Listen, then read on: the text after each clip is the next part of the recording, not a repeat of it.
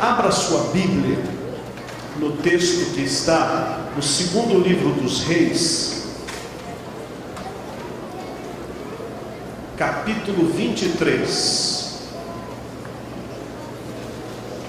E aí deixa eu pedir para o pessoal que está do lado de lá, se puder entrar, sentar aqui no chão, vai ser muito bom. Pessoal que está aí da porta, vamos compartilhar um pouco da palavra de Deus, vamos estar juntos aqui. Eu sei que no momento dos cânticos é muito importante, mas no momento da meditação da palavra também. Segundo livro dos Reis, capítulo 23.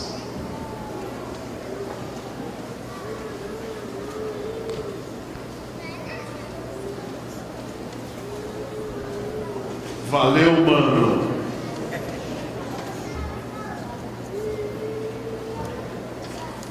Versículo 24. Vamos acompanhar aí o que diz a palavra de Deus. Aboliu também Josias os médiuns, os feiticeiros, os ídolos do lar, os ídolos e todas as abominações que se viam na terra de Judá e em Jerusalém, para cumprir as palavras da lei que estavam escritas no livro que o sacerdote Ilquias achara na casa do Senhor. Antes dele não houve rei que lhe fosse semelhante, que se convertesse ao Senhor de todo o seu coração e de toda a sua alma e de todas as suas forças, segundo toda a lei de Moisés. E depois dele nunca se levantou outro igual. Somente estes dois versos, mas nós vamos falar a respeito desta pessoa, porque hoje é um tempo muito interessante que nós estamos vivendo, que enquanto estamos aqui sentados, ouvindo a pregação, as canções, participando do congresso, lá no Egito, as pessoas estão na rua, quebrando tudo, para poder mudar de governo e fazer uma nova história para o país. Na Tunísia já fizeram isso anteriormente, e outros países diversos dos árabes, isso está acontecendo. Estão tentando colocar uma pedra na sua história e começar uma nova história. Como ela vai ser, nós não sabemos, mas eles estão tentando fazer isso. E o mundo inteiro só fala de nova história e de novo tempo. Governos entram, governos saem, nova história e novo tempo. Namoros começam, namoros terminam, e a pessoa diz uma nova história, um novo tempo. Igrejas trocam de pastor, ou entram numa crise, saem da crise, uma nova história, um novo tempo. Você troca de emprego, de profissão, de curso na faculdade, uma nova história, um novo tempo. Chega uma hora que isso chega a cansar, porque tudo fica novo tantas vezes. Nunca se teve tanta informação como nos dias de hoje. Hoje em dia, ontem por exemplo, um moleque estava olhando o seu aparelho de telefone celular, acho que foi em Milão, ele estava andando feliz da vida na estação de trem, e daqui a pouco caiu nos trilhos, porque estava olhando o telefone celular. Aliás, celular, às vezes, a única coisa que ele não faz é telefonema. Os irmãos já viram isso? Tem tudo, tem vídeo, tem karaokê, tem MP3, MP4, MP5, MP10, MP100, né? Ele tem máquina de fotografia, daqui a pouco vai ter forno micro-ondas. Mas às vezes você fala, aonde eu vou arrumar um telefone para poder ligar? Que ele tem tudo, menos o que precisa.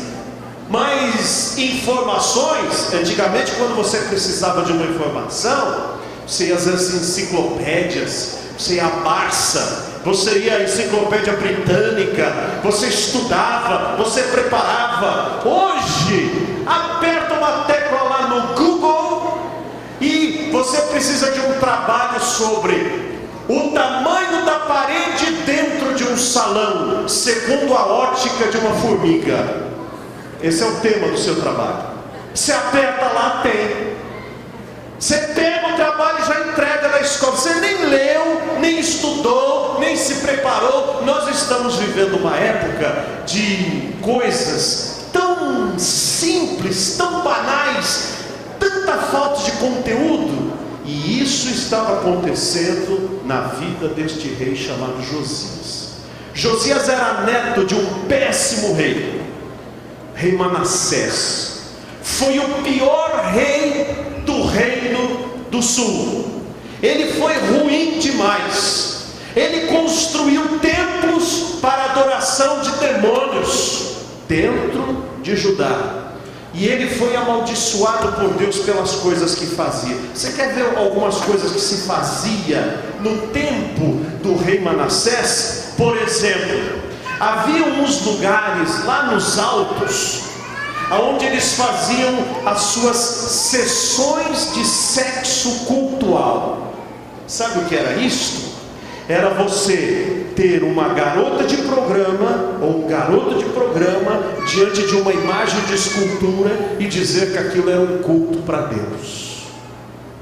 Ou então, algumas casas onde eles vendiam roupinhas para você vestir a imagem de escultura. Tadinha, a imagem está com frio, né? Então você vai lá e que nem a Barbie, você vai trocando as roupas, né? Troca a roupa do seu santo. E lá tinha roupinhas santas para santos do dia. Dentro de casa você guardava algumas coisas chamadas terafins, que eram pequenas imagens que abençoavam o seu lar. Era para o seu culto doméstico, né? Adoravam Shamash, o Deus Sol. Faziam sacrifícios até de cavalos para o Deus Sol, que era para ele cavalgar melhor lá no céu, enquanto o dia corria, se desenvolvia. Eles queimavam crianças em sacrifício de Moloque e de Astarote. Tinha uma imagem que ela era oca, ela era de um metal que não se derretia com tanto fogo, era de bronze, e eles enchiam aquela imagem de carvão aceso. E então você pegava com alegria quando seu filhinho nascia, e você falava: ó Moloque, ó Astarote, está aqui um sacrifício para ti, e jogava nos braços daquela imagem incandescente o seu neném, e ele morria assado, cozido na hora. Aquele era o sacrifício que se fazia. Esse era o país onde nasceu Josias, lá no Reino do Sul. Tinha um poste ídolo que era a mulher de Baal. Aquele poste ídolo, embaixo dele eles faziam uma festa de carnaval, e ali comiam carne de porco e faziam tudo aquilo que Deus não queria. O livro da lei estava perdido. Hoje você tem aí na sua Bíblia, aliás, a sua Bíblia está aí? Quem está com a sua Bíblia, levanta ela aí agora. Opa, temos bastante Bíblias aí. A sua Bíblia começa com qual livro? Depois vai para qual? Depois vai para qual? Depois vai para qual? Depois vai para qual? Depois vai para... Tá bom já, né? Esses que você acabou de citar aí estavam perdidos. Judá perdeu os livros. Não pense você que você ia na livraria evangélica de Judá, né? Na casa da Bíblia de Jerusalém. Isso não existia. Aliás, a maioria das pessoas não sabia ler. Quem sabia ler eram os sacerdotes, os escribas, os amanuenses. Eles sabiam ler. Então, para que o povo ouvisse a lei, alguém tinha que lê-la. Como tinham perdido o livro, fazia mais de 40 anos que não se lia a lei de Deus. Imagina como que o povo ficou. Hoje você tem uma Bíblia, você pode escolher a sua Bíblia, qual tradução você tem. Você pode escolher NVI, pode escolher revista atualizada, revista corrigida, pode escolher Bíblia do jovem, Bíblia do velho, Bíblia do careca, Bíblia da criança, Bíblia do octogenário, Bíblia do marceneiro, Bíblia do homem que ora, Bíblia do homem desviado. Você tem tudo. Você tem a escolher a Bíblia que você quiser. Mas naquele tempo não tinha. tinham perdido, principalmente citado aqui, o livro de Deuteronômio, estava perdido. Quando morreu Manassés, Amon, o seu filho, reinou no lugar, reinou pouco tempo, porque ele é pior que Manassés ainda. Deus fulminou com aquele cidadão, e sobrou o netinho, sobrou Josias. O Josias, cujo nome significa Deus sustenta, ou Deus sara, ou Deus apoia. Ele reinou um tempo razoável, ele reinou de 640 a 609 a.C. Mas sabe com quantos anos ele virou rei? 8 anos. Você já pensou colocar uma criança para rainha ou para rei do país com 8 anos de idade? Coisa boa não vai sair, né? Parque de diversões para todo mundo. O que mais que uma criança decretaria? Decretaria o seguinte, que a merenda escolar seria chocolate com salgadinho todo dia. O que mais? Escola só nas férias, o resto do ano é só diversão. O que mais? Futebol é a matéria principal de todas as universidades, de todas as faculdades. O que mais? Vamos chutando aí, né? Como é que é? Todinho no bebedouro. Irmão ganharia o concurso. Todinho, olha, essa eu nem tinha pensado. Eu te apoio. Todão também. Que maravilha, né? Mas naquele tempo não tinha todinho, não tinha salgadinho, não tinha, como disse o pastor Aparecido aqui, o Big Mac. Aliás, isso já enjoou, né? Agora pão mesmo é espetinho, né? Espetinho de gato depois do culto, assim, é muito bom, né? Mas não é gato não. Agora, a verdade é que ele com 8 anos não sabia nem o que fazer. Mas aquele sacerdote que cuidava dele, Ilquias, que era pai do profeta Jeremias, ele ainda ensinava alguma coisa da palavra de Deus para esse menino. Entretanto, esse menino não conhecia o Deus que tirara esse povo do Egito, não conhecia. Mas ele sabia que os reis que o antecederam tinham destruído o templo. Os outros templos estavam todos bonitos, todos cheios de imagens, todo conforto que você pudesse imaginar, eles tinham. Mas a casa de Deus estava com a janela trincada, a porta arrebentada, o chão cheio de terra, cheio de sujeira, morcegos dentro da casa de Deus, casa que foi inaugurada pelo rei Salomão como a maior de todas as obras daquele tempo. Estava destruída. E então ele falou para os sacerdotes: olha, vão lá na casa de Deus e dão uma varrida lá, dão uma limpada, e vamos ver se a gente conserta a casa de Deus, que todos os outros templos aqui estão tão bonitos, mas a casa de Deus está tão feia. Vamos dar uma reformada na casa de Deus. E lá vão escrivão, sacerdote, a comitiva toda, e chegam na casa de Deus. Cada um pega uma vassoura, cada um vai limpar um pouquinho, vai juntar a tranqueira para ver o que põe no lixo, o que guarda. E de repente eles acharam um rolo todo escrito, era um pergaminho. Aí o sacerdote pega e abre aquele pergaminho, era o livro de Deuteronômio. Veja que nós não tínhamos cópias assim circulando, estava perdido. Quando ele pega aquele livro e fala: pessoal, vem cá, deixa eu ler esse livro aqui que eu acabei de achar. É livro muito antigo, dos nossos pais ainda. Eu acho que até o Moisés que escreveu esse livro. Vamos ver o que está escrito aqui. E ele começou a ler. De repente ele leu aqueles trechos que diziam assim: não terás outros deuses diante de mim, não farás para ti imagem de escultura, nem semelhança alguma do que há em cima nos céus, nem embaixo na terra, nem nas águas debaixo da terra. Não as adorarás, nem lhes prestarás culto, porque eu sou o Senhor.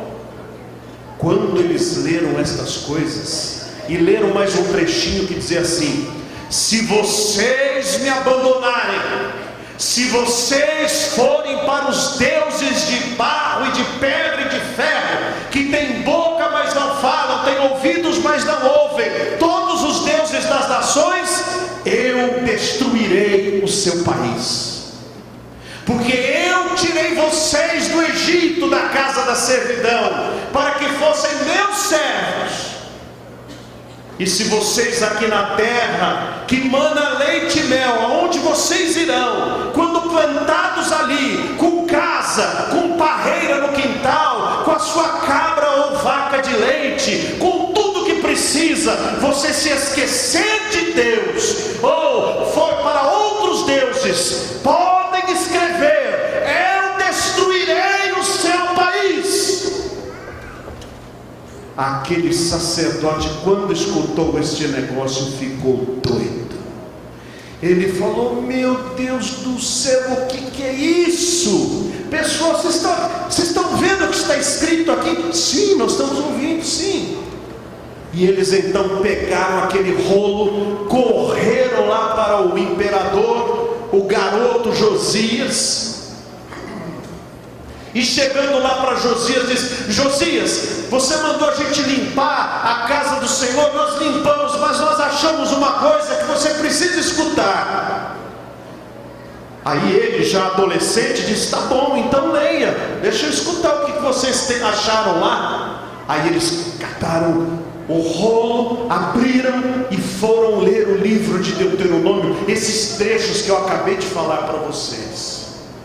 Quando esse menino, quando esse adolescente escutou que Deus iria pesar a mão sobre Israel, se eles fossem adorar outros deuses, se eles fossem prestar culto para outros deuses, e de repente ele começou a pensar nos templos que Salomão tinha construído, porque Salomão era o homem mais inteligente do mundo, mas ele foi no fim da vida dele o mais burro de todos. Primeiro que ele não respeitou o princípio do casamento segundo a vontade de Deus. Família completamente desestruturada. Ele não tinha uma esposa, ele tinha 1000. Sabe o que é 1000 esposas, meus irmãos? Sabe o que é 1000 sogras, irmãos? Irmão do céu! Não, é uma situação desesperadora. Mas não é só isso. Sabe por que ele casou tantas vezes? Assim, foram 700 mulheres e 300 vice-mulheres, né? São as concubinas. Sabe por que ele casou tanto assim? Porque funcionava assim. A Dilma não dá para falar porque ela é mulher, então vamos catar o Lula. O Lula vai fazer um acordo com a Argentina. Chega na Argentina e aí o presidente da Argentina dá a filha para credenciar esse acordo. Aí ele vai para o Uruguai, também faz um acordo com o Uruguai. O rei do Uruguai dá a filha também. Haja filha, meus irmãos. Haja almoço, janta, café da manhã, haja tudo. E lá estava Salomão com 1000. Mas não foi só isso. Ele ganhou esposa Sidônia, Eteia, Cananeia. Ele ganhou esposas de todas as nações que Deus mandou destruir. E sabe o que as esposas diziam para ele? Chamavam ele com aquele típico nome, né? Amor, Salomãozinho, oh, salame. Eu gostava tanto de adorar meu Deus lá na minha terra, eu sinto tanta falta. Querida, você sente falta? Então eu vou mandar fazer um templo para você. Ele nem perguntava como que era o sacrifício, ele nem perguntava que era queimando criancinhas, ele simplesmente mandava fazer. E quando ia na inauguração, diz a Bíblia que até incenso ele queimava nesses templos. Então Josias estava dizendo: meu Deus, Salomão conhecia esse texto, o que ele teve que fazer esses templos aqui? E ele começou a ver as coisas que o seu avô Manassés fez.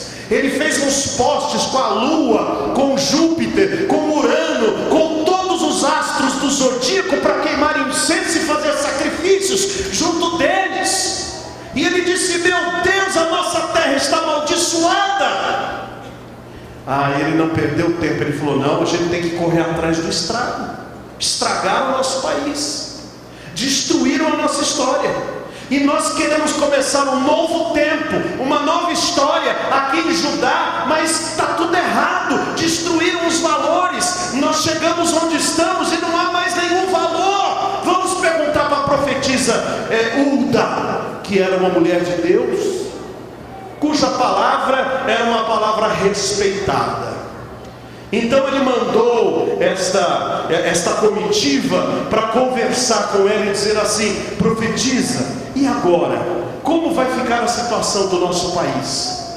Ela disse assim: fale para o rei que tudo o que ele leu ali no livro da lei que ele encontrou, todas as pragas que estão escritas lá, todas as maldições que estão escritas lá, fruto de 400 anos que os reis de Israel e de Judá destruíram os valores desta nação, todas as pragas vão cair sobre o país.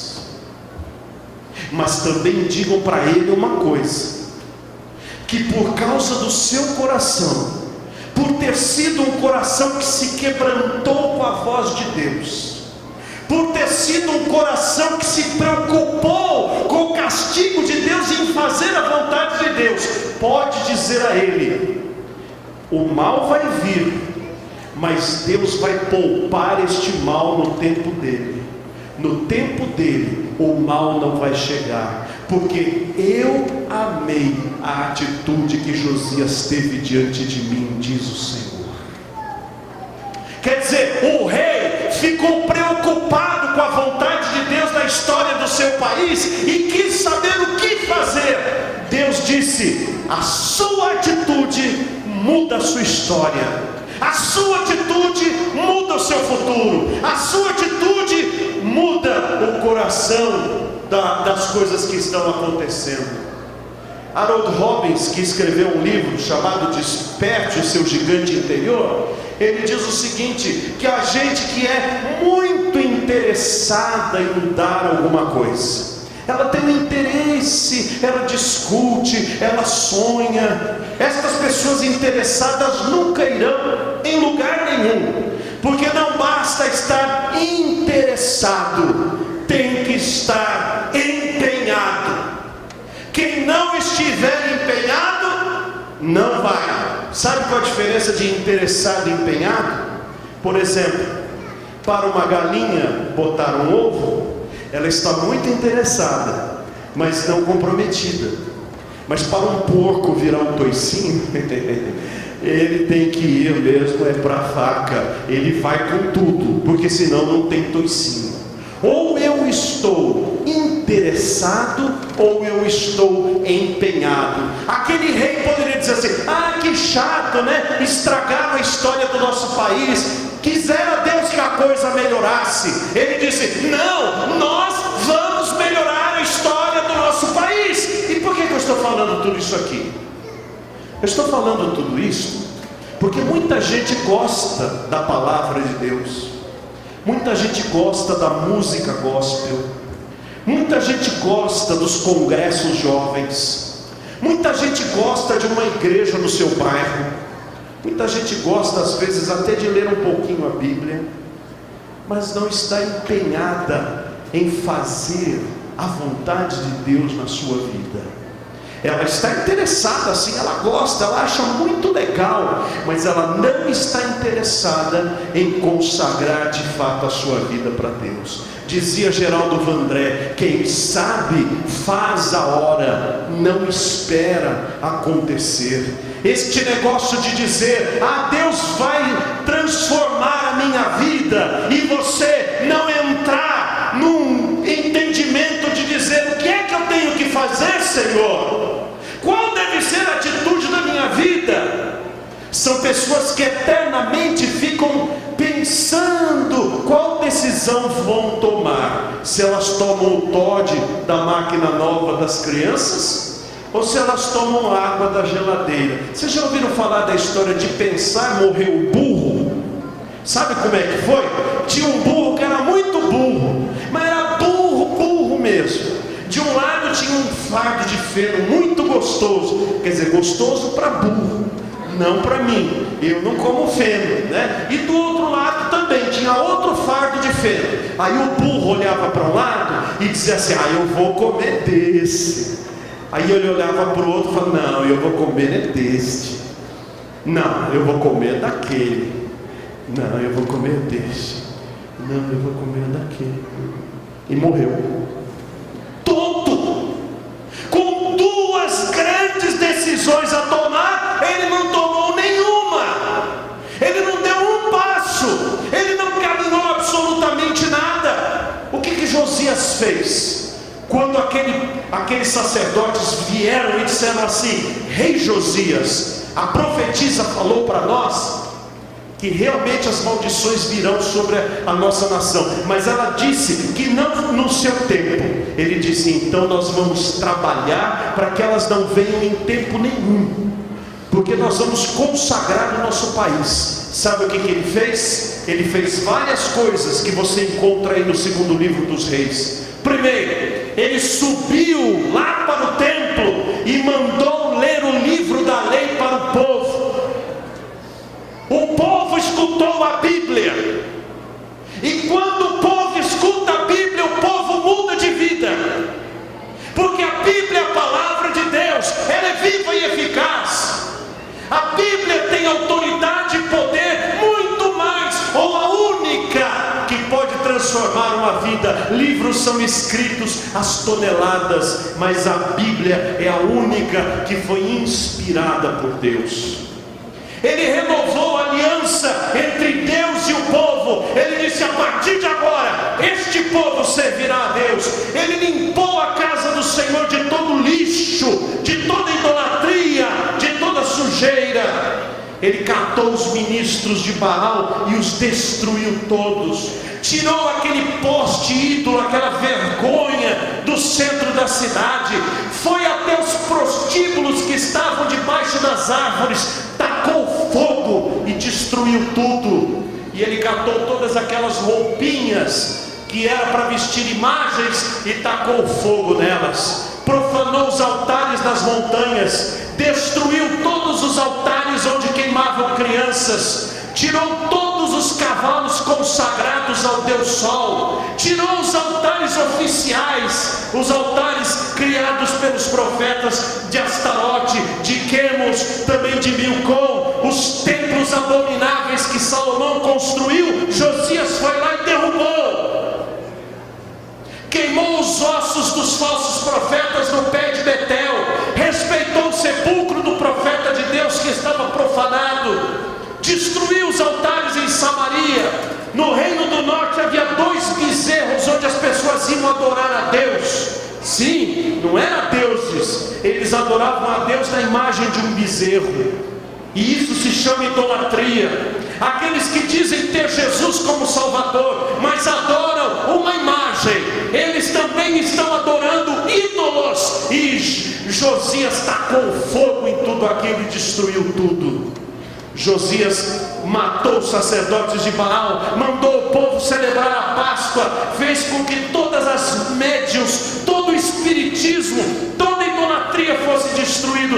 Não houve rei como Josias no seu tempo. E sabe o que ele fez? Ele fez um novo tempo e uma nova história na vida do seu país, porque ele se empenhou em buscar a Deus.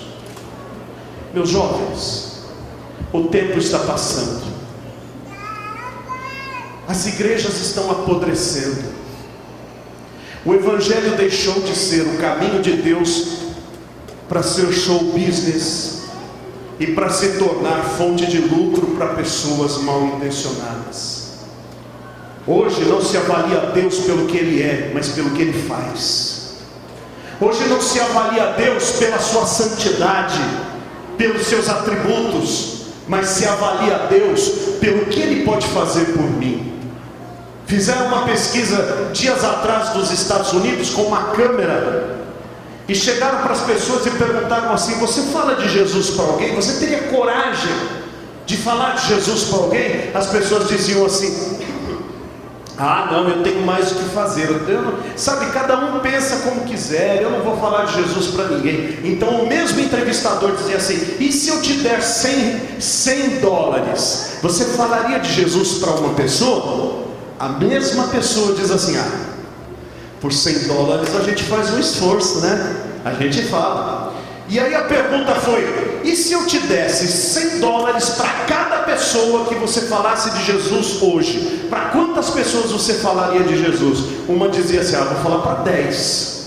Outra dizia: eu vou falar para 20. Outra ainda foi mais além, dizia: eu vou falar para 1000. Começo agora e termino em 24 horas. Falo para 1000. Aí o entrevistador chega para uma destas pessoas e diz assim, que ele não tinha ouvido essas perguntas, diz assim: você falaria de Jesus para alguém? Você é cristão, né? Sou. Você fala: não, sabe, eu não tenho coragem, eu sou meio tímido, etc. Tá, mas e se, aí tirou do bolso: e se eu te der este $100 para você falar de Jesus para aquelas 2 pessoas ali, você vai? Ah, eu vou. Tá bom, então vai que eu te dou esses $100, mas eu vou te filmar, tá bom? Filmaram ele: olha, tá aqui uma mensagem do Senhor, leia, vai te fazer bem, viu? É um caminho, tá aí. Aí ele voltou, aí o câmera disse assim: aqui estão $100. Ele: ah, muito obrigado. Aí o câmera disse: deixa eu te perguntar uma coisa. Quer dizer então que a ordem de Jesus não motiva você a falar de Jesus, mas $100 motivam. Ah, $100 ajuda, né? E como que a gente fica com aquele texto que diz assim: aquele que amar mais o dinheiro, mais o pai, mais a mãe, mais do que a mim, não é digno de mim? A sua motivação é o dinheiro, não é a ordem do Senhor. Será que não está em tempo de você reavaliar-se? Aí o cidadão disse: eu não tinha pensado nisso. Há muitos que não estão pensando nisso. Vou à igreja para ganhar a bênção que eu estou procurando. Vou à igreja para fazer a campanha para a vitória que eu estou buscando. Mas dificilmente se vai à igreja para dizer: vou servir ao meu Deus com amor. Todas as denominações estão passando por isso. Crise de identidade, crise de valores. Porque este livro aqui, a Bíblia, já está perdido dentro do templo. Talvez a gente até não quisesse mais que tivesse púlpito na igreja, porque não nos interessa muito mais a palavra de Deus. Dificilmente nós somos motivados a uma vida cristã verdadeira, de a sós com Deus. Jesus tinha graça e poder, ele vivia a sós com Deus. O apóstolo Paulo, Samuel que foi cantado hoje, Josias, as mulheres que temiam a Deus, Ana, Lídia, Priscila, eram pessoas que tinham tempo a sós com Deus. E quantos de nós estamos precisando conhecer a Deus de verdade? Porque nós estamos trazendo o mundo para dentro da igreja, o mundo para dentro de nós mesmos, usando dos seus paradigmas e das suas aparências, ao ponto de que não nos conhecem mais como cristãos. Porque nem nós sabemos como é ser um cristão. Mas ser cristão é ter compromisso com Deus. Ser cristão é seguir a vontade de Deus, é gastar tempo para ler a sua palavra, é fazer calo no seu joelho para buscar a Deus em oração. Sabe, meus irmãos, há poucos dias atrás caiu um turbilhão de água em Teresópolis, em Friburgo, qual outra cidade lá? Petrópolis, e tem mais uma pequena lá que não me vem à memória. É justamente esta cidade pequena que eu quero falar. Esta cidade pequena teve, eu não sei se não foi nenhuma ou foram 2 mortes, mas eu acredito que não foram nenhuma. A mesma chuva que caiu em Petrópolis, a mesma chuva que caiu em Teresópolis, a mesma chuva que caiu em Friburgo, foi a mesma chuva que caiu naquela cidade. Entretanto, havia um funcionário da prefeitura daquela cidadezinha, que era um jovem temente a Deus, que buscava a presença de Deus em oração. E ele teve um surto de prudência, de responsabilidade, porque ele viu a tempestade armada.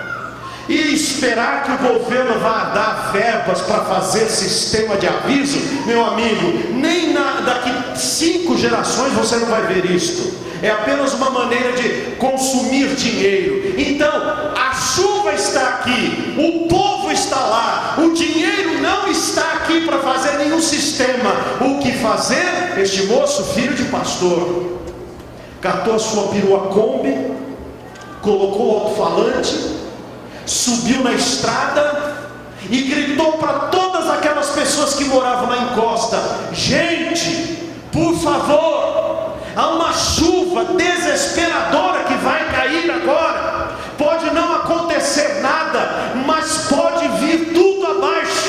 Deixe as suas casas enquanto há tempo. E aquelas pessoas correram de suas casas para a parte sólida da cidade, e de repente veio tudo abaixo. Um homem ou uma mulher, segundo o coração de Deus, são capazes de fazer a diferença onde moram, onde trabalham, onde estudam.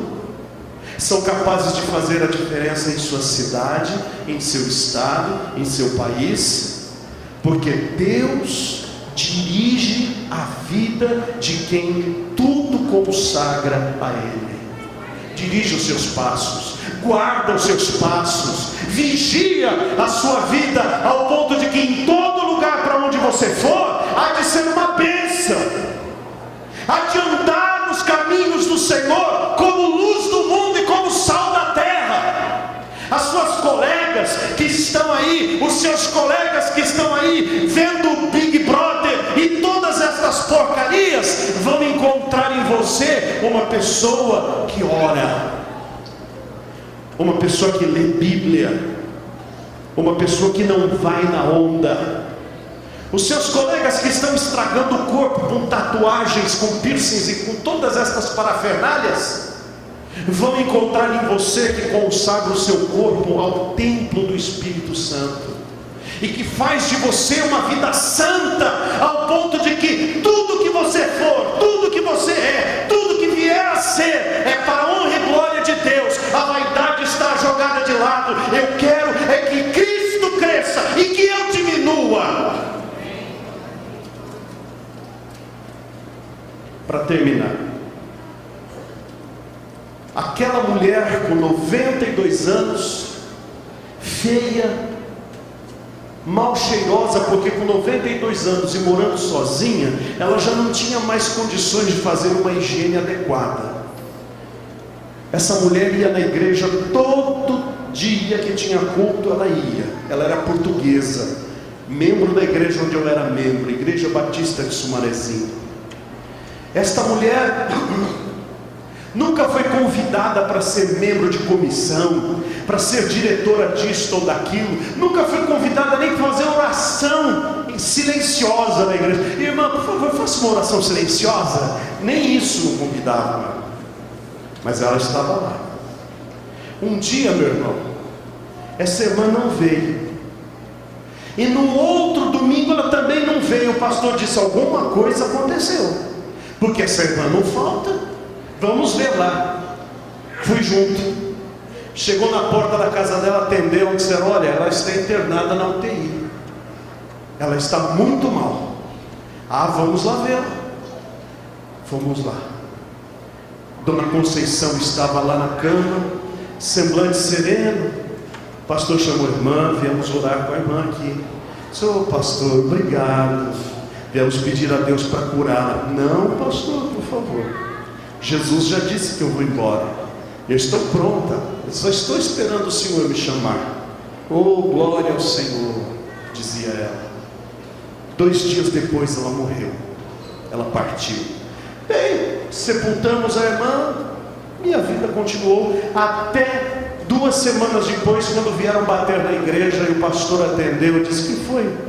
Olha, eu sou a neta da irmã Conceição, recentemente falecida, Quando ela veio de Portugal para o Brasil, ela veio com um baú enorme, porque veio de navio.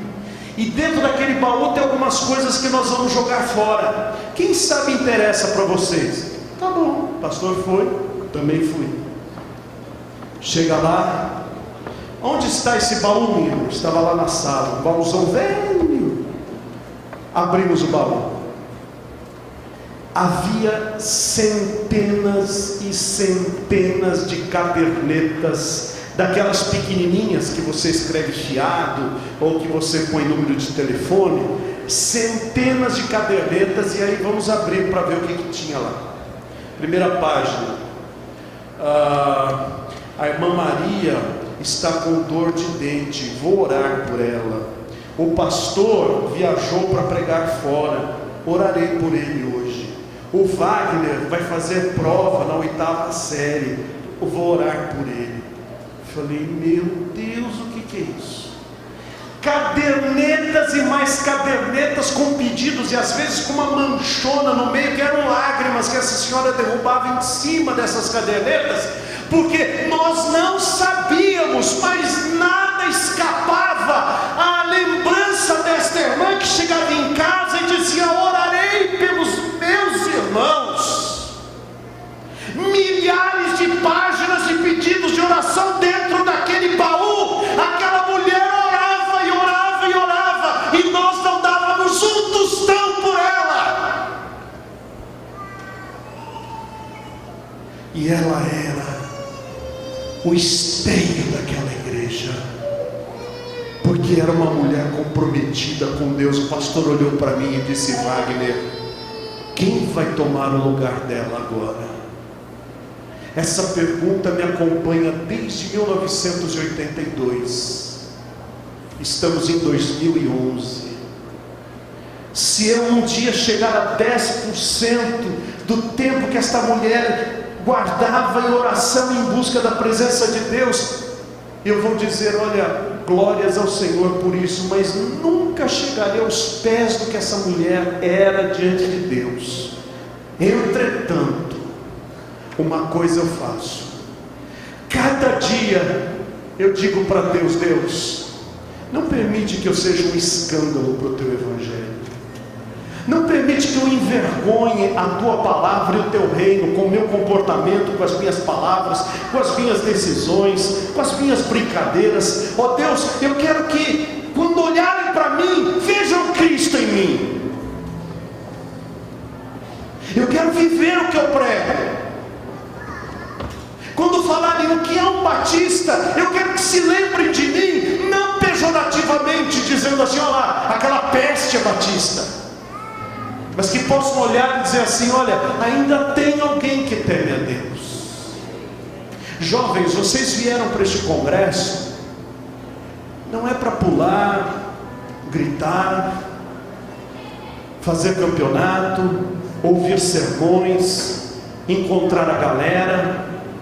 Acima de tudo, vieram aqui porque Deus os trouxe, e os trouxe com um plano. O plano de fazer com que o Josias da palavra, o comportamento de um jovem, um adolescente que decidiu levar Deus a sério e que mudou um país, seja o mesmo do seu coração, que pode mudar a sua casa, o seu casamento, o seu namoro, a sua seção onde você trabalha, a sua faculdade, a sua escola, o seu relacionamento com os pais e até a sua igreja, e principalmente a sua vida. Há uma vida de plenitude que aquele que deixa Cristo encher a sua vida experimenta. E esta vida de plenitude começa quando você diz a Cristo, tudo ao Cristo a ti entrego, tudo sim por ti darei. Resoluto, mas submisso, sempre seguirei. E fazer valer. Vocês querem ir embora também? Disse Jesus para os seus apóstolos. E Pedro tomou a palavra e disse, Senhor, para onde iremos nós? E Deus pergunta na sua palavra: vocês, eu, todos nós, queremos ser crentes nominais, apenas de uma a outra, para constar no IBGE que são crentes? Ou queremos ser homens e mulheres honrados, honestos, dignos, que se o Senhor pôr uma câmera, não do Big Brother, mas do Big God, dentro da nossa casa, sabe o que Ele vai nos achar fazendo à meia-noite, quando as câmeras estão ligadas, para ver quais as fofocas que podem fazer? Vão nos encontrar de joelhos em terra, orando e clamando, e consagrando, e lendo a Bíblia, e falando de Jesus, e vivendo a palavra, e se arrependendo de pecados, e construindo uma nova história, e um novo tempo. Mas começa com uma atitude: eu quero levar Deus a sério, e com Deus na minha vida, esta nova história, este novo tempo, vão começar. Não é amanhã não, é hoje. Se hoje ouvires a sua voz, diz a palavra, não endureçais os vossos corações. Chega de evangelho de salgadinhos, chega de evangelho de comida que não nutre, chega de evangelho de aparência e de oba-oba. É hora de mergulhar e de verdadeiramente comprometer-se com Deus e dizer: Deus, o meu intelecto, a minha emoção, o meu físico, a minha alma, o meu tempo, a minha agenda, o meu trabalho, a minha escola, a minha família, o meu ser todo, eu entrego agora nas tuas mãos. Vamos fazer isto hoje? Talvez você já faça, mas há alguns aqui que tem que dar um ponto final em pecados que tem feito e que tem desagradado a Deus. Há coisas que a sua mãe não sabe, o seu pai não sabe, a sua mulher não sabe, o seu marido não sabe, o seu pastor não sabe, mas o diabo sabe, você sabe, e Deus também sabe. É hora de jogar fora tudo isso e de falar: Deus, lava-me, lava-me. Não adianta, eu não quero viver uma mentira, eu não quero viver uma hipocrisia, eu quero ser um crente de fato. Por isso que a minha vida não produz, por isso que a minha vida não vai para frente, porque eu sou um blefe, eu sou uma farsa. Mas pode começar de novo agora, pode, é a nova história, é o novo tempo. Então eu quero pedir para você, que está sentado ouvindo a palavra, talvez seja o dia de você dizer: basta, a decisão que eu tenho de tomar, a tomarei hoje na presença de Deus. E eu quero orar por você, e outros também gostariam de orar por sua vida. Alguém que quer dizer isto nesta noite, dizendo: pastor, coloco um ponto final e tudo entrego para o meu Deus nesta noite.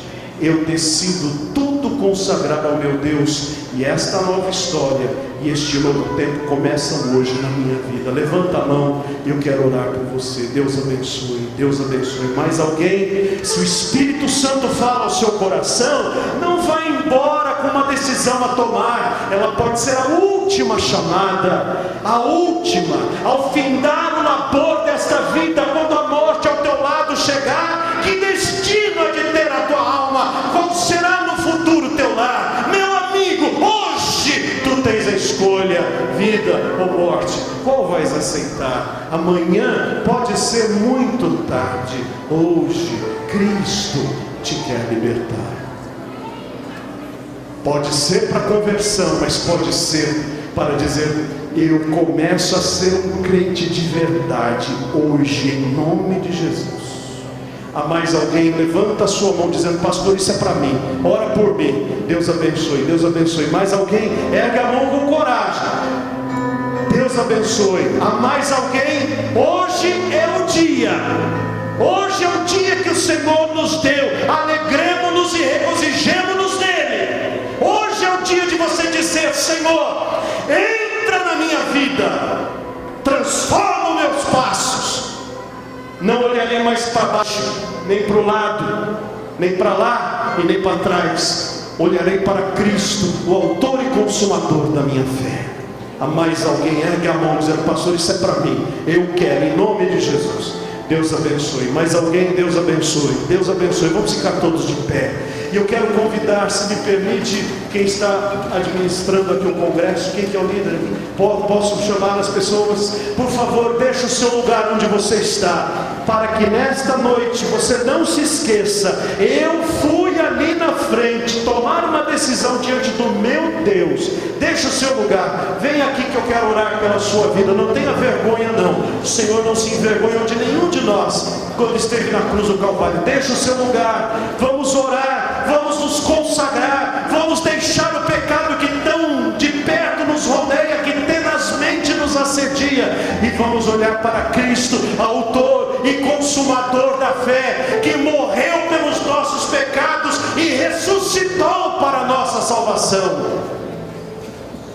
Vamos deixar o mundo jaz no maligno. Diz a palavra: não vos conformeis com este mundo, mas transformai-vos pela renovação da vossa mente, para que experimenteis qual seja a boa, agradável e perfeita vontade de Deus. Se você se encorajou por causa dessas pessoas que estão vindo aqui, deixe o seu lugar. Se Deus está falando, vai lá. Filho meu, dá-me hoje o teu coração. Venha também. Tudo, ó Cristo, a ti entrego, por te darei, resoluto, mais submisso. Vamos abrir um pouco aqui para as pessoas poderem entrar, irmãos, por favor. Seguirei,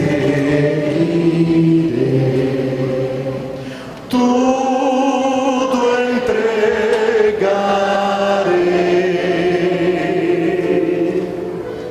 tudo entregarei,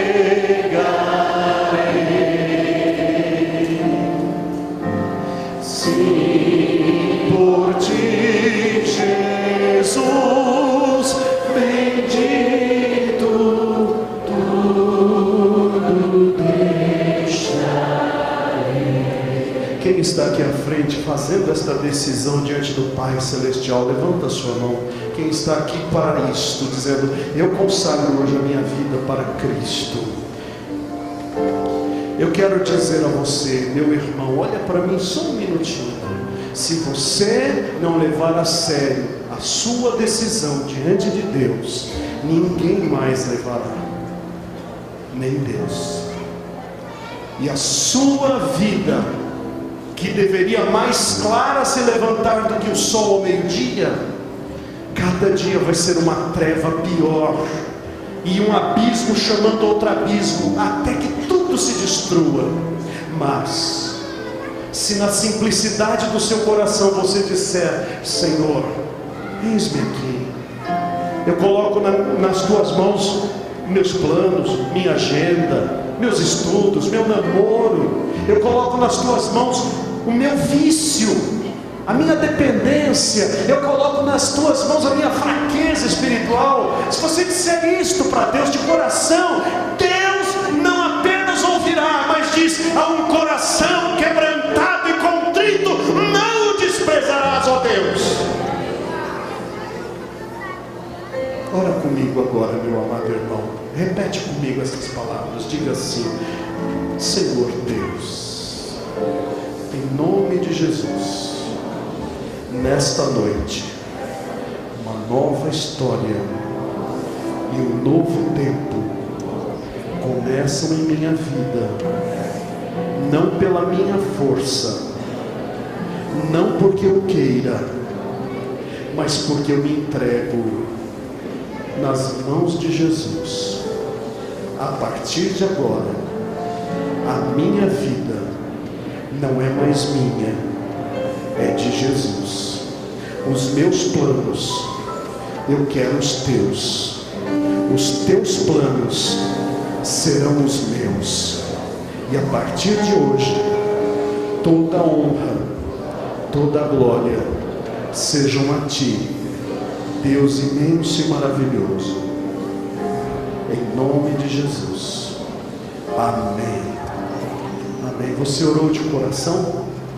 Deus ouviu, Deus escutou, e Deus levou a sério, e você pode ter certeza, porque um dia eu também fui um jovem aí, onde você está, e Deus transformou a minha vida, e o fará com você também.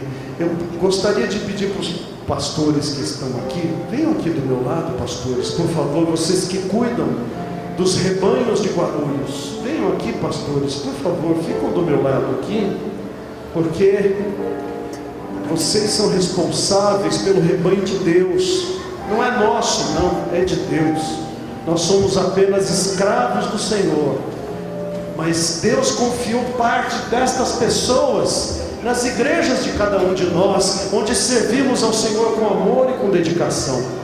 Então, pastores, graças a Deus pelas suas vidas. E agora, um dos pastores eu gostaria de pedir que orasse por este rebanho maravilhoso de pessoas que estão fazendo uma consagração em seus corações. Qual dos pastores vai orar?